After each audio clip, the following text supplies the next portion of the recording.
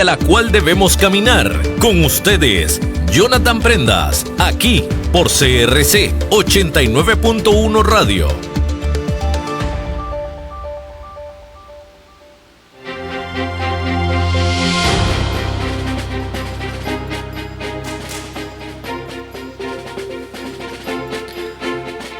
Saludos, ¿qué tal mis buenos amigos de Red Democrática? Bienvenidos a un viernes más, un viernes de información, de generación de criterio y por supuesto de mucho análisis. Gracias a la producción de la Fundación Red Democrática está en los micrófonos el día de hoy en la 89.1 FM, Jonathan Pérez Rodríguez, y también de forma simultánea en las plataformas digitales @CRC 89.1 Radio, @Jonathan Prendas, @Red Democrática, siempre generando información, criterio, datos que nos pueden ayudar a entender qué está pasando dentro y fuera de Costa Rica en función de un mejor vivir de nuestra población. El día de hoy estamos en un programa muy especial. Esta semana se han dado noticias muy relevantes internacionalmente en el área de la economía y que va a impactar sí o sí a todo el planeta. Ya los vamos a ir generando los criterios, los análisis correspondientes con nuestro invitado el día de hoy, don Gerardo Corrales, economista de Costa Rica, porque hoy vamos a analizar las implicaciones, los efectos que va a estar generando las decisiones anunciadas por Donald Trump en Estados Unidos en función de los aranceles que les está asignando a los diferentes países. Costa Rica no es la excepción. Nos ponen 10% adicional de los impuestos que ya se pagaban nuestros productos a la hora de entrar a Estados Unidos. Ahora hay que sumarle un 10% adicional de aranceles de entrada a ese país y pues esa realidad la está viviendo todo el planeta.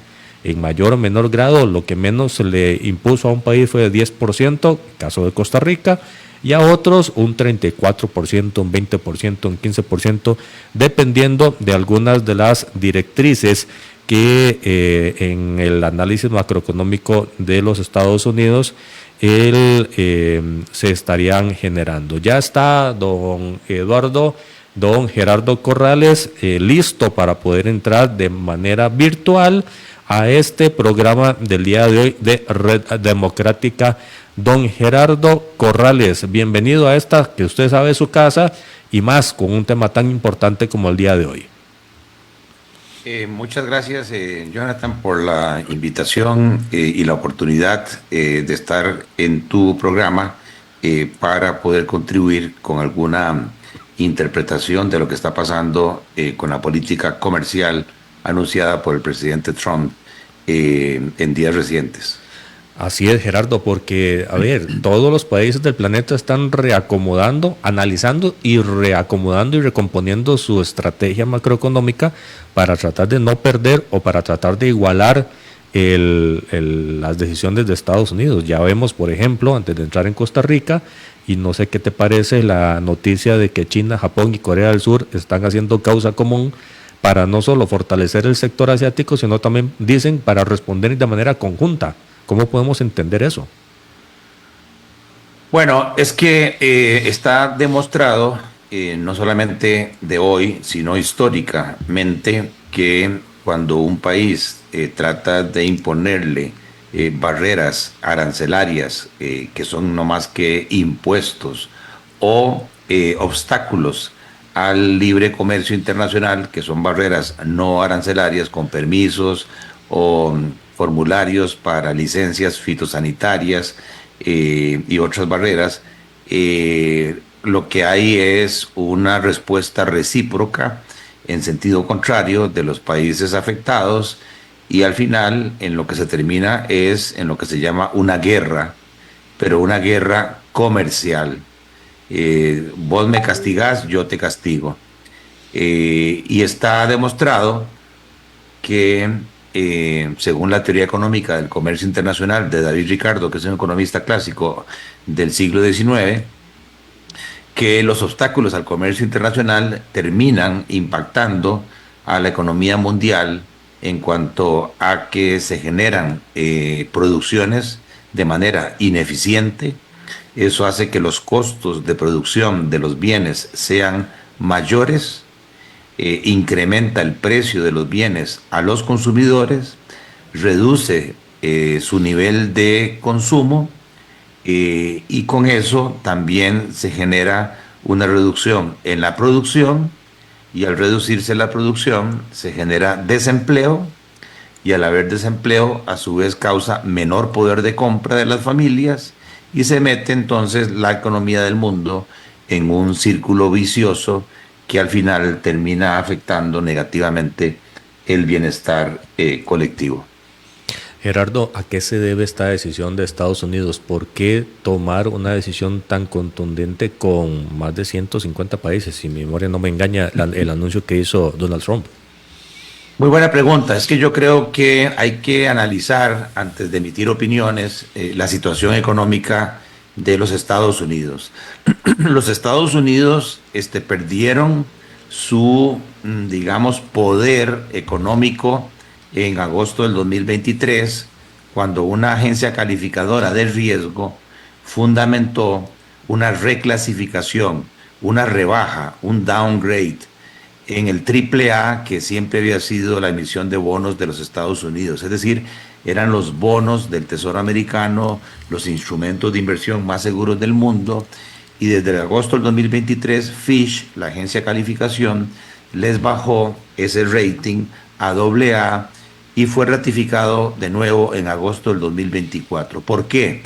No hay ninguna duda que los Estados Unidos siguen siendo la economía más grande del mundo, con una participación de mercado, su Producto Interno Bruto, de casi un 30%. El ingreso per cápita de los ciudadanos estadounidenses es de los más altos del mundo, casi $90,000 por persona.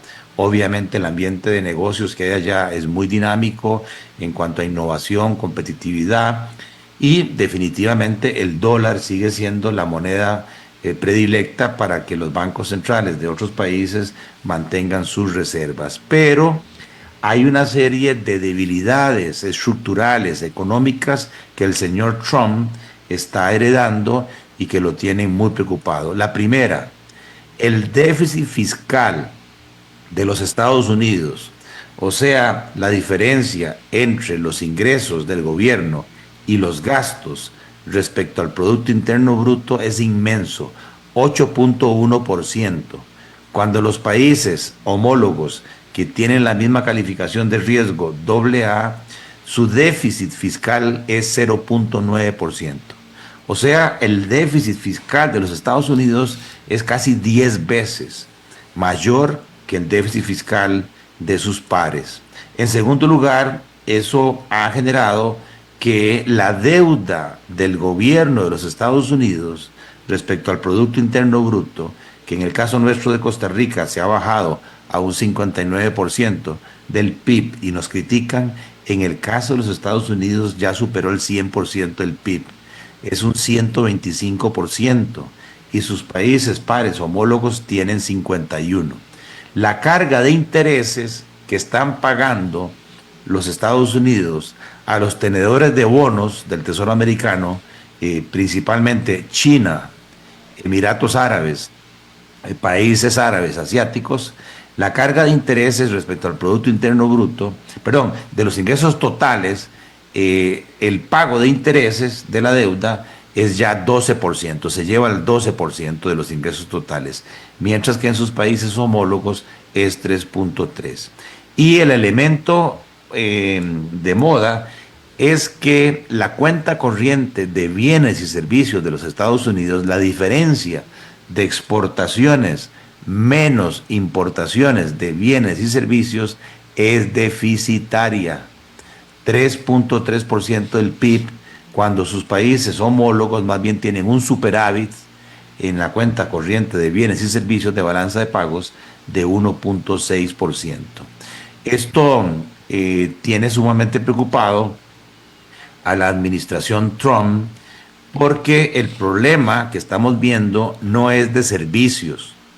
Los Estados Unidos, en sus relaciones de servicios, tecnología, transporte, servicios profesionales, otros, con el resto del mundo, es superavitario. son mayores las exportaciones de servicios que hacen los Estados Unidos al resto del mundo que lo que le compran al resto del mundo en servicios.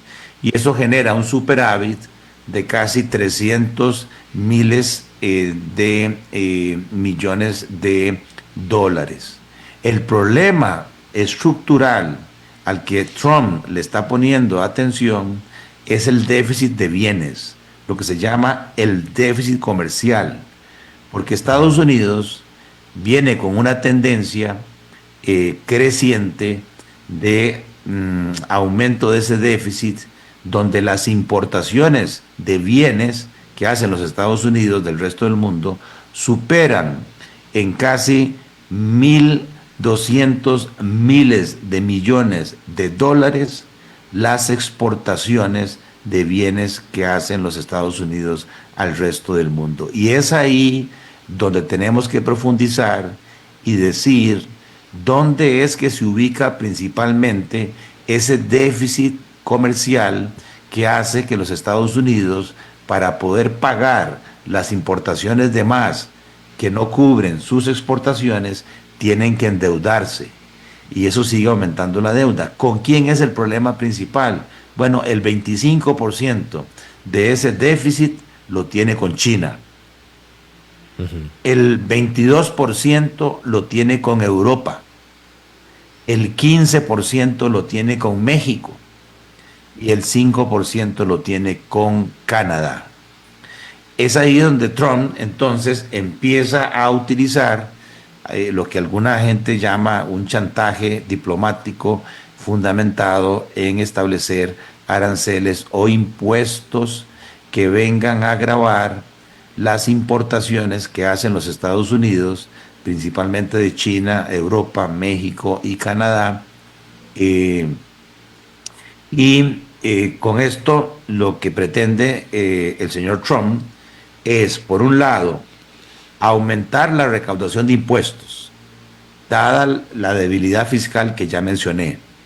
Se estima que se van a recaudar cientos de miles de millones de dólares de estos impuestos que tienen un mínimo del 10% y que en el caso de Europa es el 20%, en el caso de China un 34%, Vietnam casi un 50% y así según la tabla que mostró.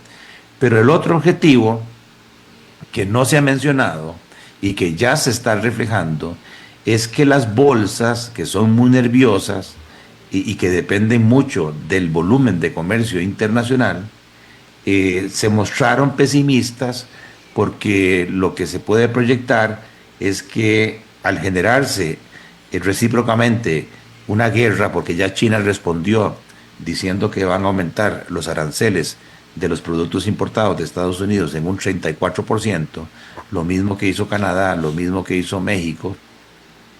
Entonces lo que se anticipa es que el volumen de actividad económica se va a reducir, claro, y que hay riesgo incluso de entrar en una recesión. El problema de Trump es que hasta el día martes el dólar era la moneda más fuerte. Claro, salvo el colón costarricense, que es lo más extraño que hay en este momento en el mundo. Pero con el resto de las monedas...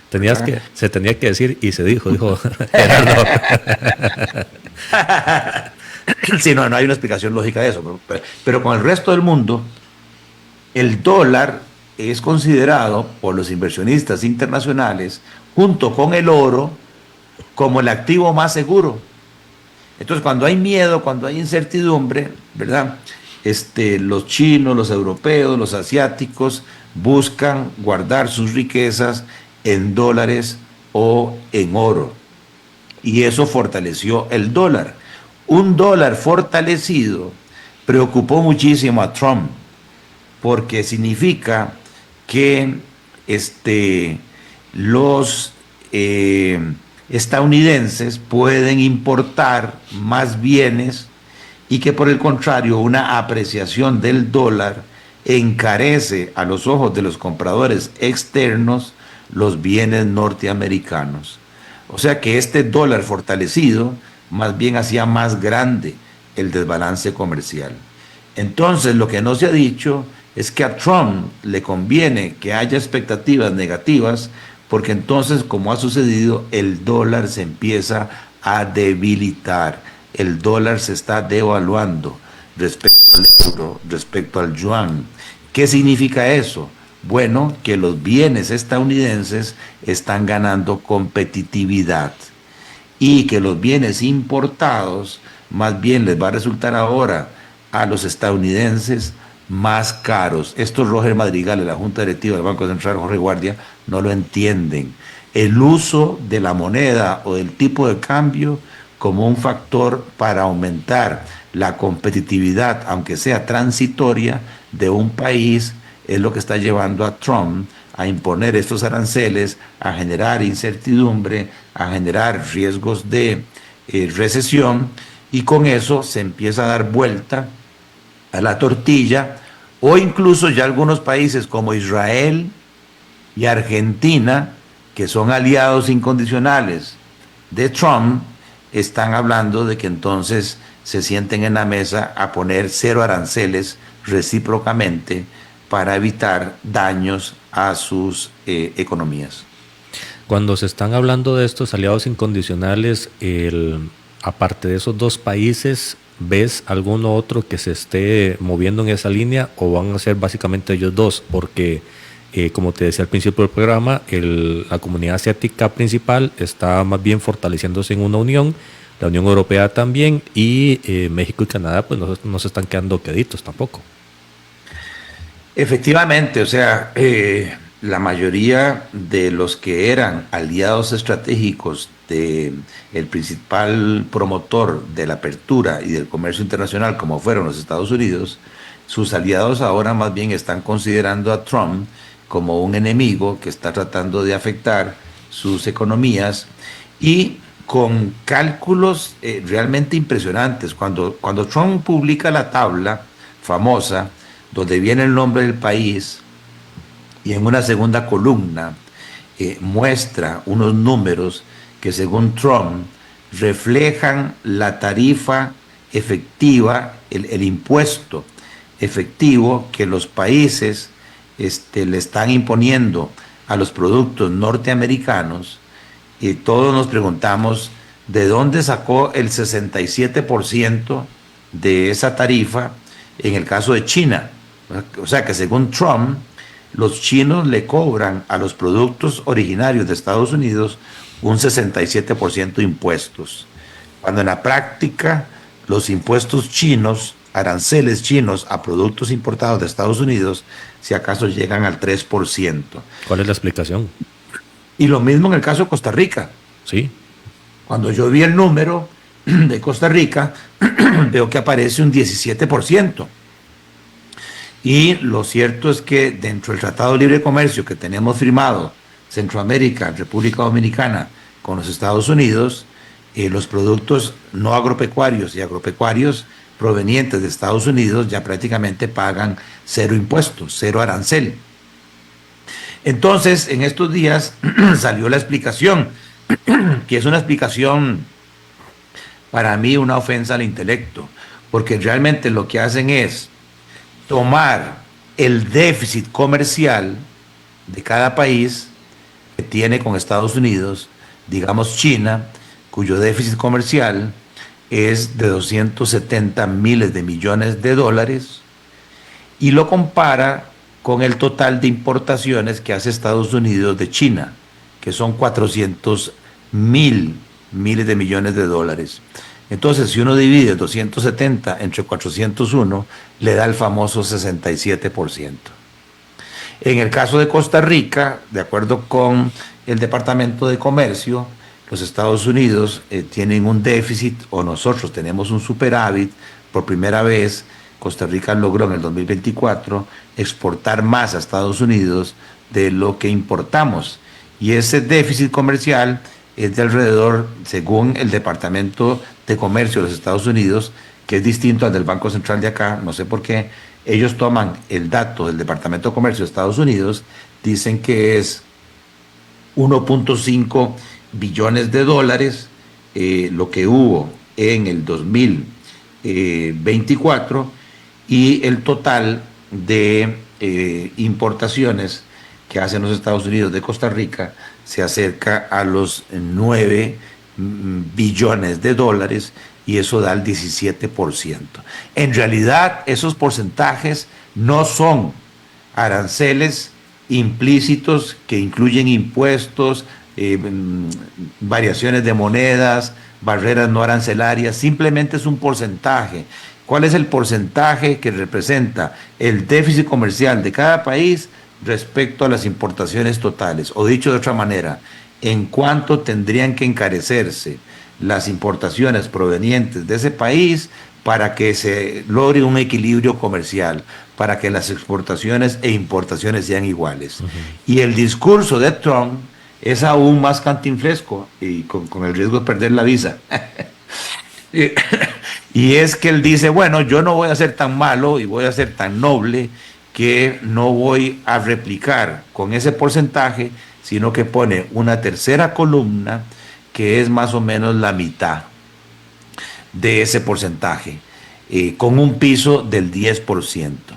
Y es así como sale la tarifa del 34% para el caso de China, como el arancel recíproco, y en el caso de Costa Rica y la mayoría de los países centroamericanos, incluyendo Panamá, Dominicana, nos fuimos con el 10%, salvo Nicaragua, que le implantaron un 17%, porque ya Marcos Rubio lo dijo en su visita, que es un enemigo político de los Estados Unidos y que no puede Estados Unidos seguir aceptando que un país que es enemigo y aliado de China tenga un superávit comercial con los Estados Unidos, y por eso encarecieron más el caso de Nicaragua. ¿Cuáles son los efectos que puede traer sobre la economía nacional y cómo podríamos pues echar para atrás esta decisión, si es que se puede, demostrando de lo que estás diciendo, de que más bien estamos con aranceles casi en cero y que más bien fue casuístico lo del año pasado, no es una tendencia todavía? Sí, muy importante tu observación. Mentiríamos si no aceptamos que estamos hablando de negocios. Sí. Y que definitivamente al hablar de negocios, la potencia económica mundial sigue siendo los Estados Unidos. Así es. Y nuestro principal socio comercial, nos guste o no nos guste, no es China, es Estados Unidos. Totalmente de acuerdo.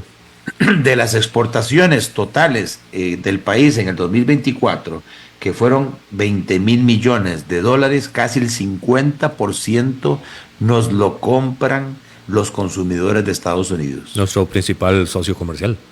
Así es.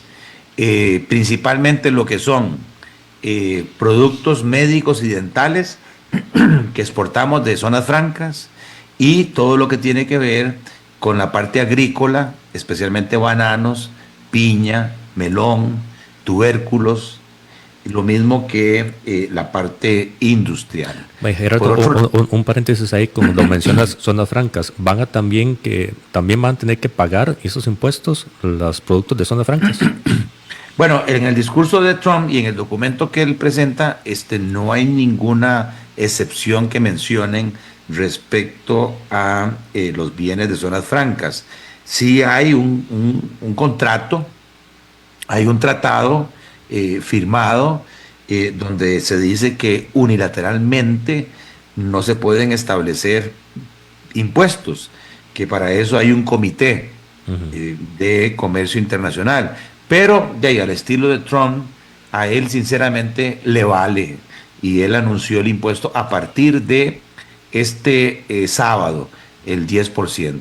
Nada más para terminar, del turismo, que el país tuvo ingresos por divisas en el 2024 de 5.400 millones de dólares, originados por turistas de Estados Unidos, es casi el 60%.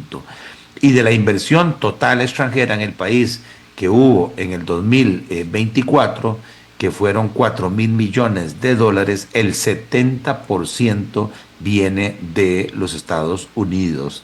Entonces, claro está que todo aquello que dificulte la relación comercial con los Estados Unidos nos afecta negativamente. A mí realmente me llama la atención la forma tan simplista que el presidente de la República en la conferencia del miércoles, cuando le preguntan, dice, no, tranquilos, porque la marea subió igual y entonces todos los botes estamos iguales y además es el 10%, es lo mínimo que nos implementaron. Cuando en la visita de Rubio dijo, bueno, como somos aliados y les estamos aceptando deportados aquí en nuestro país, muy posiblemente, como somos sus amigos, nada nos va a pasar. ¡Pum! Y efectivamente nos recetaron un 10%. ¿Qué implicaciones tiene eso? Importantes. Vamos a ver. Hay otros países más castigados. Sí. Entonces, si uno lo ve así, relativamente tiene sentido decir que nos golpearon menos respecto a otros. Que vamos a estar en una posición de mejor que otros en los productos allá en Estados Unidos. Exacto. Uno de los países competidores principales nuestros en café es Vietnam. Y Vietnam es uno de los más afectados con un arancel del 48%. Entonces, si los consumidores estadounidenses van a comprar café vietnamita, les va a costar el precio de hoy más un 48%. Si van a comprar café de Costa Rica, les va a costar el precio de hoy más un 10%. O sea que en términos relativos, el café costarricense va a quedar más barato que países competidores, ¿verdad? Okay. Entonces, ahí podríamos decir que el país puede ganar. Pero en economía se demuestra que un arancel lo que hace es reducir la oferta de un bien en particular. Se contrae la oferta, es un shock de oferta. Y al contraerse la oferta, lo que pasa es que los productos se ofrecen a precios más altos y por lo tanto los consumidores pueden comprar menos. ¿Cuánto va a aumentar el precio? Bueno, ahí depende de la elasticidad de la demanda. ¿Qué es esto?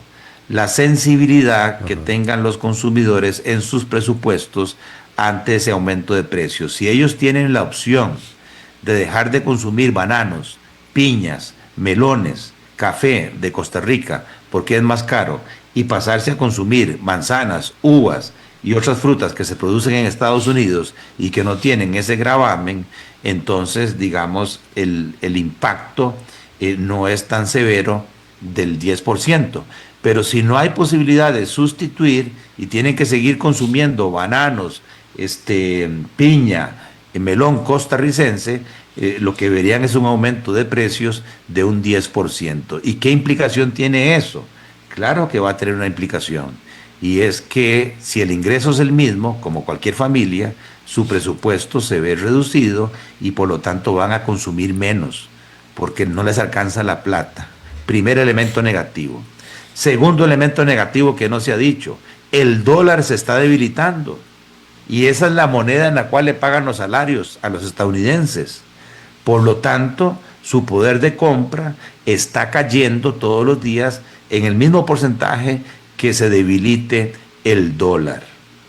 Tercer punto, ayer las bolsas de valores en Estados Unidos cayeron a niveles récord que no se veían desde la pandemia. 5%, 7%, hubo una pérdida de valor de 3 trillones de dólares en cuanto a la riqueza. Eso significa también que entonces las pensiones, los fondos mutuos, los fondos de inversión ya valen menos para los estadounidenses. Y como si esto no fuera poco, el cuarto elemento es que aquí en Costa Rica, de nuestro Banco Central, sigue presionando el tipo de cambio a la apreciación, fortaleciendo el colón y abaratando el dólar. Por lo tanto, el poder de compra de los estadounidenses de productos costarricenses también se ha visto debilitado. Si sumamos todas esas fuerzas, sin ser pesimista o alarmante, sí es de esperar que haya una contracción en las exportaciones de bienes costarricenses a los Estados Unidos y también es de esperar que haya una menor afluencia de turistas. Si ya el turismo venía cayendo a un ritmo del 6%, estas medidas de Trump pues van a hacer que algunas familias ya no puedan venir a Costa Rica, o que tengan que buscar destinos alternativos más baratos. Entonces sí hay una afectación negativa. Gerardo, ¿qué se puede hacer en todo este escenario desde Costa Rica para apaciguar los efectos que potencialmente podrían ser complejos para la economía nacional? Porque como lo estás diciendo, el rompecabezas que se está armando es como para equilibrar este desbalance que tiene la economía estadounidense, pero dentro de ese ejercicio, pues obviamente estamos todos damnificados en mayor o menor medida, pero ¿qué podemos hacer para apaciguar ese impacto? Muy importante, cuando el presidente Trump hace el anuncio el martes, aparte de la tabla esta donde estaban los aranceles recíprocos, mostró un libro que se llama Foreign Trade Barriers, o sea, las barreras al comercio internacional. Es un documento de 397 páginas, pero es tan detallado el documento que vienen secciones por país. En el caso de Costa Rica hay que leer la página 108, 109 y 110. Y ahí es bien importante, porque para mí se marca la pauta de lo que el gobierno debería hacer para minimizar el impacto de este arancel. Dice el documento, reconocido y hecho por el gobierno de los Estados Unidos, que Costa Rica es parte de un tratado de libre comercio. Y reconocen ellos que los productos agrícolas y no agrícolas estadounidenses ya prácticamente entran a Costa Rica sin impuestos, sin aranceles. Entonces, ahí no está el problema. O sea, reconoce los Estados Unidos la validez y el cumplimiento que hace Costa Rica del Tratado de Libre Comercio. El ejercicio bilateral está bien. Correcto. Pero luego empiezan a señalar una serie de debilidades o reclamos de barreras no arancelarias que afecta, según ellos, a sus productores locales que quieren exportar a Costa Rica.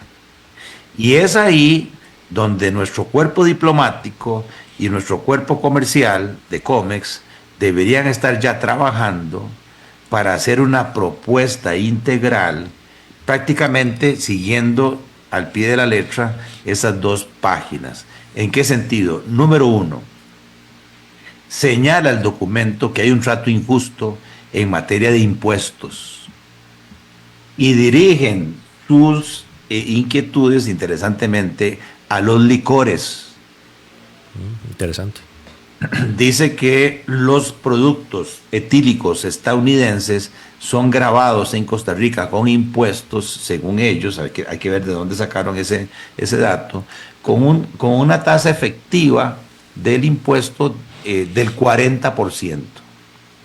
Mientras que los productores costarricenses de alcohol, pero especialmente la Fábrica Nacional de Licores, paga impuestos mucho menores. Entonces ahí lo que están pidiendo es que haya un equilibrio, tratamiento fiscal equitativo a los productos, cancha pareja. En segundo lugar, interesante, es que vean el detalle con el cual se metieron, y esto lo hicieron para cada uno de los 140 países que anunciaron los aranceles. Dice que si un importador va a traer a Costa Rica productos de Estados Unidos, tiene que pagar los impuestos de importación en el mismo momento que va a nacionalizar la mercadería en aduanas. O sea que el impacto en el flujo de caja es inmediato. Pero que los productores costarricenses y los comerciantes costarricenses en materia impositiva, sobre todo en materia de recaudación del IVA, no lo pagan de inmediato, sino que lo pagan 15 días después de finalizado el mes anterior a las ventas respectivas. Y que eso les da una ventaja de flujo de caja respecto a los productores norteamericanos. A ese nivel de detalle, y piden equilibrar. Luego se vienen a señalar que hay barreras sanitarias y fitosanitarias contra los productos norteamericanos.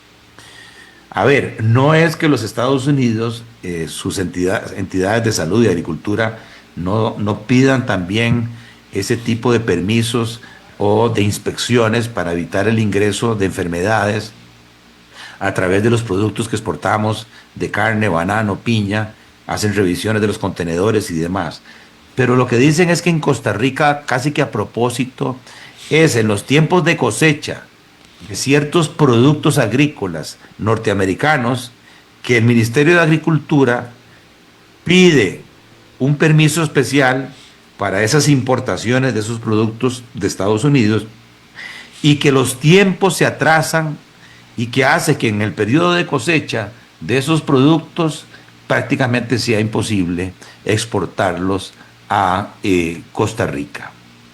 En segundo lugar, mencionan que hay un chorro de formularios, y eso sí se los creo. Sí, no lo dudo. No tengo pruebas, pero tampoco dudas.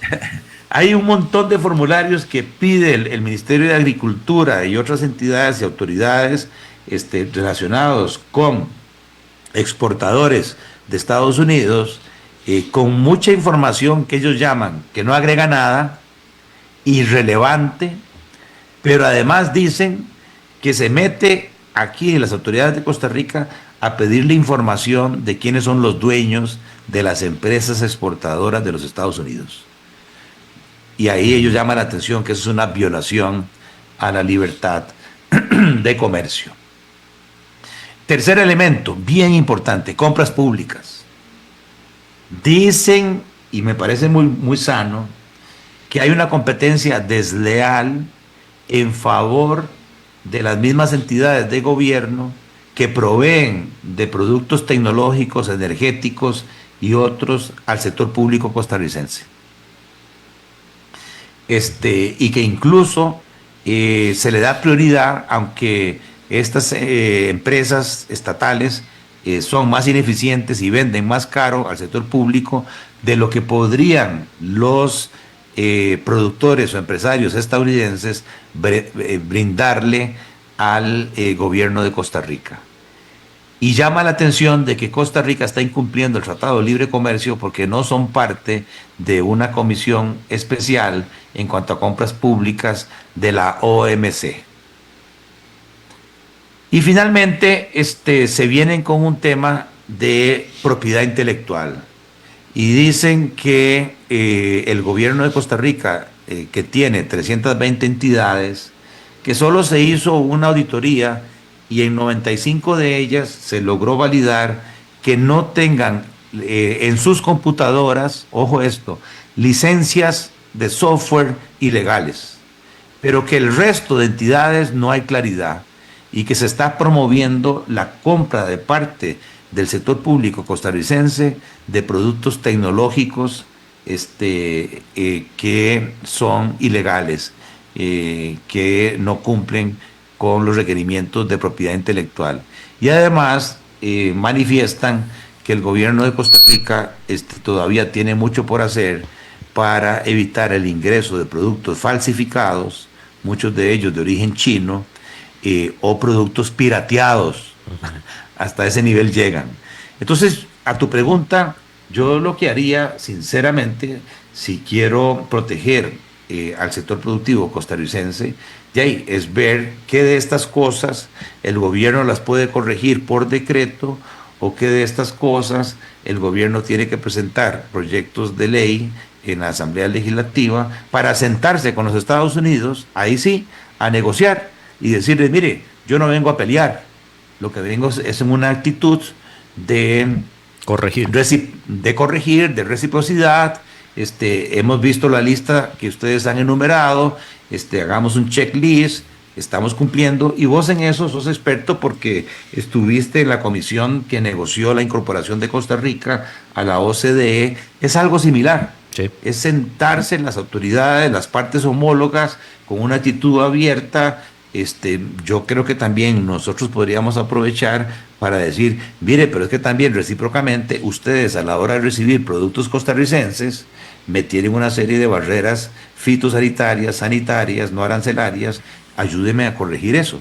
Y eso en beneficio de los dos países. Totalmente. Yo diría que ese debe ser el camino. Totalmente, porque al final de cuentas, si uno llega en una actitud constructiva y con el afán de corregir, porque lo que leíste del informe, Gerardo, me parece que sin tener comprobación, si lo señalan es porque lo encontraron, y si lo encontraron es porque está sucediendo, y si está sucediendo es porque está errado la forma en que lo estamos operando en Costa Rica, que normalmente tenemos esas pulgas en el sistema todavía que corregir.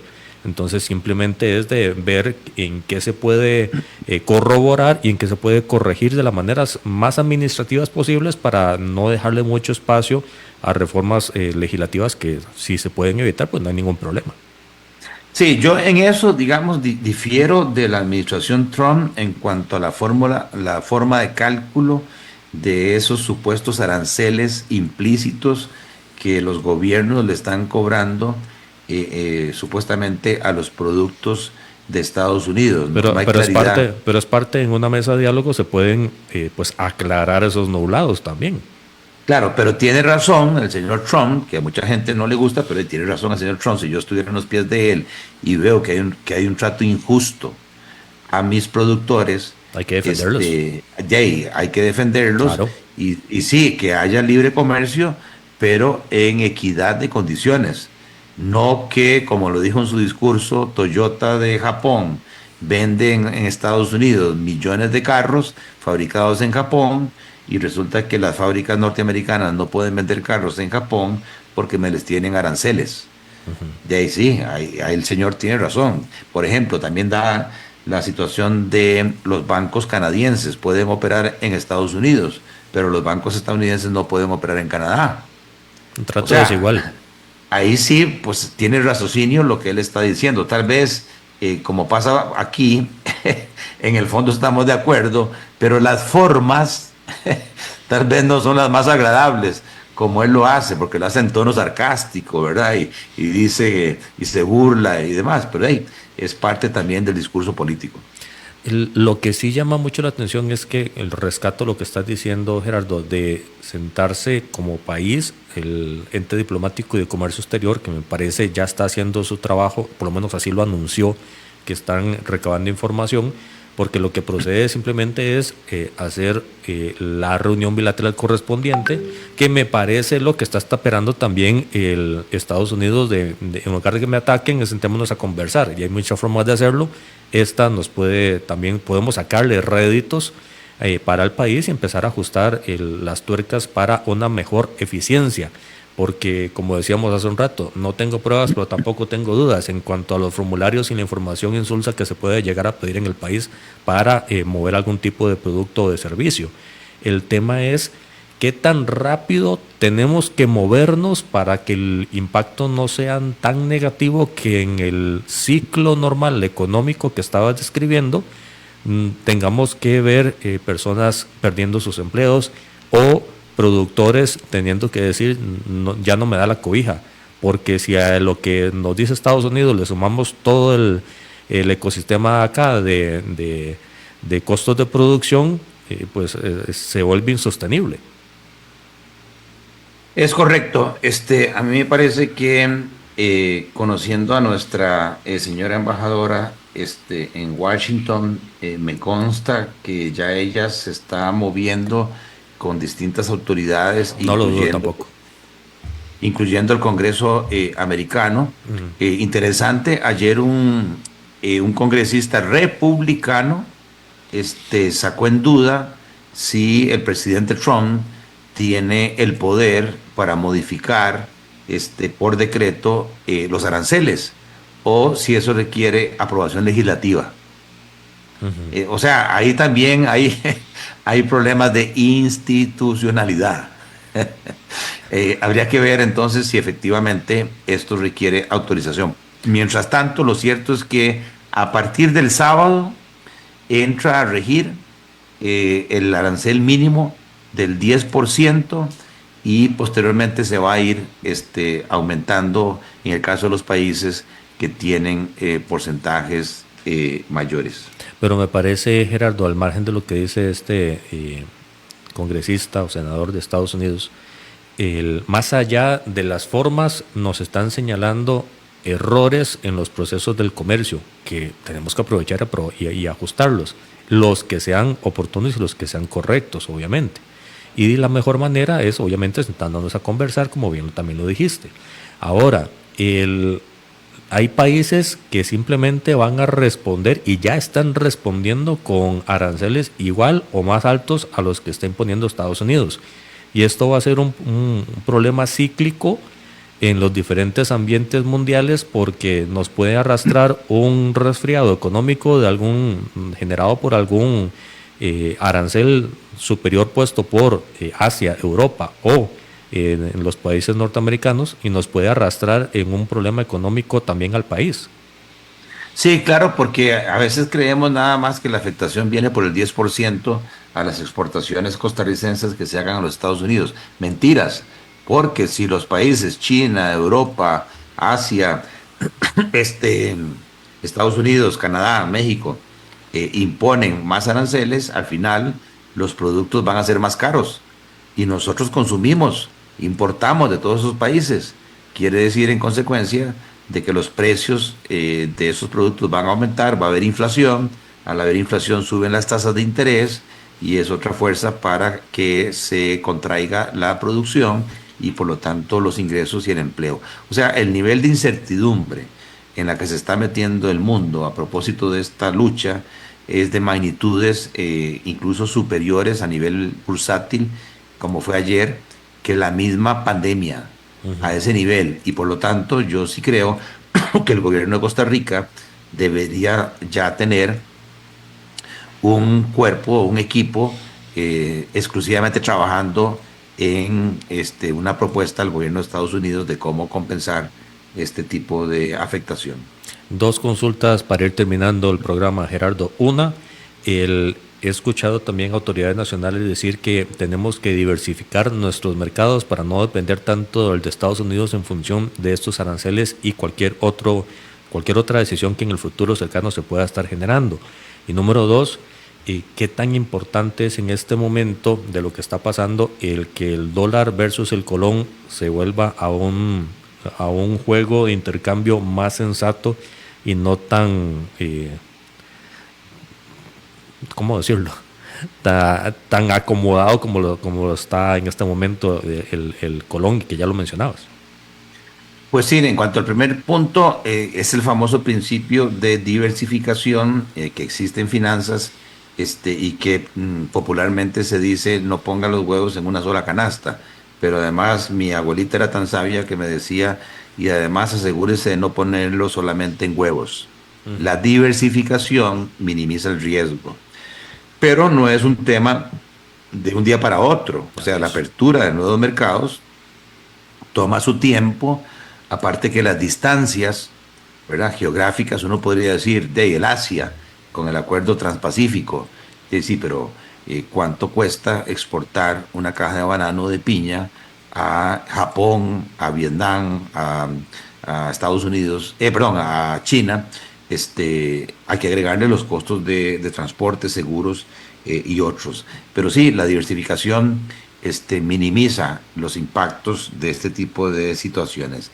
Y me parece que es una jalada de orejas a nuestro presidente del Banco Central y su junta directiva, que cada vez que tienen que revisar la tasa política monetaria, dicen que no la bajan por los miedos o temores que la inflación vuelva a subir en el mundo, y que perdamos competitividad relativa financiera y que eso podría hacer que las operadoras de pensiones saquen plata del país y que se devalúe la moneda. Ese discurso ya está obsoleto, porque ahora más bien los temores que hay es a una deflación, a una incluso recesión, en donde más bien hay que estimular a los sectores productivos. Me parece que nuestro Banco Central debe revisar con carácter de mayor seriedad las políticas monetarias y cambiarias que han seguido a tal nivel que lo que ellos mismos calculan, que es el tipo de cambio real multilateral con promedios móviles, solo nombre, ¿verdad? O sea, que no es más que el tipo de cambio del Monex corregido por las diferencias de precios de los países competidores respecto a los precios nuestros, ese tipo de cambio real, que no es más que la competitividad del país, se devolvió al año 1991. O sea, nuestra competitividad se redujo en esa cantidad de años. Es decir, 35 estamos hablando años. básicamente de 35 años de pérdida de competitividad. Pues sí, a mí me parece que la justificación que da el presidente cuando habló de la crisis turística que hay, ¿qué quieren? Que suba el tipo de cambio de 500 a 1500 y afectar a 800,000 familias que tienen deudas en dólares y que ganan en colones. Y que yo no voy a favorecer a esos grandes hoteleros y a esos grandes bananeros, y de repente saca así de la manga todos amigos de Toño Álvarez. O sea, ¿qué tiene que ver, por Dios, Antonio Álvarez con la crisis turística hotelera? Yo, pues, sinceramente, desearía ver un presidente mucho más racional, mucho más objetivo y mucho más dispuesto a trabajar y a ponerse las botas y a decir cómo entonces, ante esta situación mundial, hacemos que nuestro país recupere la competitividad que se ha perdido, y por otro lado no seguir promoviendo problemas estructurales que le está heredando a los que vengan, de fomentar que la población olvide el riesgo cambiario y que esté jugando con fuego, endeudándose en dólares, ganando en colones, cuando la regla técnica aprobada es endéudese en la moneda en que usted recibe sus ingresos. Una pregunta para finalizar en 30 segundos, Gerardo. ¿Esto que está sucediendo esta semana con el 10% de aranceles es una amenaza o una oportunidad para Costa Rica? Me parece a mí, sinceramente, que es de inmediato una amenaza, porque el impacto es aumento de precios a los compradores nuestros, y que podría reducir las exportaciones de bienes y de turismo, pero creo que también es una oportunidad para que las autoridades revisen materias de tramitología, materias de impuestos, sistema impositivo, materias de propiedad intelectual, compras públicas, que desde hace tiempo, no porque el gobierno de Estados Unidos lo haya dicho, el país está emproblemado, y lo que se debe buscar es cómo facilitarle a nuestros productores, a nuestros empresarios, a nuestro sector productivo, el poder competir y que se haga un comercio en igualdad de condiciones. Muchísimas gracias por todos los comentarios, Gerardo. No, a la orden tuya, y ahora pues estar más a la expectativa de lo que está sucediendo, porque todavía el capítulo Trump no termina.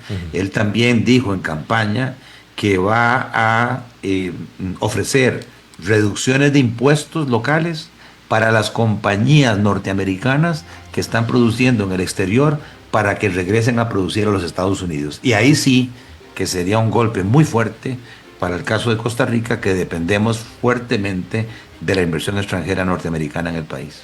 Siguiente capítulo por estudiar próximamente. Muchísimas gracias, Gerardo, y a todos los que han estado en sintonía. El próximo lunes, nueva información acá en Red Democrática. Dios los bendiga.